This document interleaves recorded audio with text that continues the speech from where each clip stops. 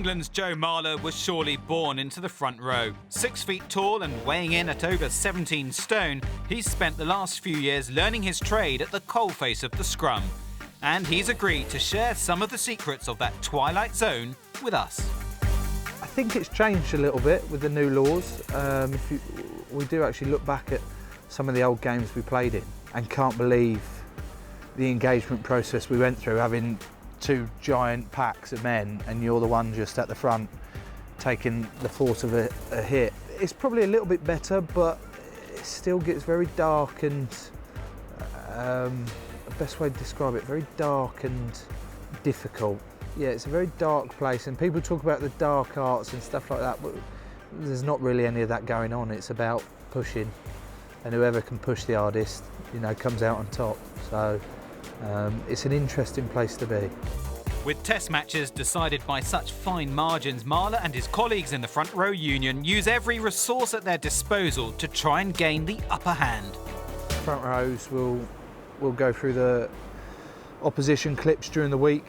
Every prop has his tendencies and different things that they do, and you try and make the most of those weaknesses or strengths, and how you're going to work them out and combat that.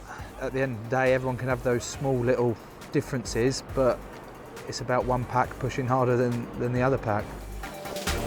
But it always helps to stay on the right side of the referee.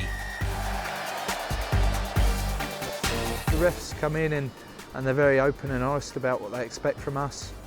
They'll have done their homework on each prop and his tendencies. You want to stick to your strengths, and if you think about that too much, then it can kind of overcome you a bit and you lose what you're good at.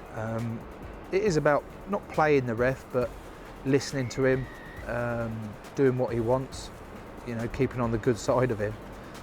So that when it does come to a 50-50 call, hopefully it goes for you and not against you. And when it is all going well, there are a few places the 25-year-old would rather be. Anytime we get a penalty at the scrum or something like that, as a front rower you'll take it, because it's probably the only time in a game you get any sort of plaudit. The backs can stay out there, to be honest, they weren't part of that, that's the forwards. But no, it's very much a pack effort, and without one guy doing his job right and working as hard as he can with the guy next to him and the guy behind him and the guy in front of him, it then very quickly starts to break down and you'll come off second best.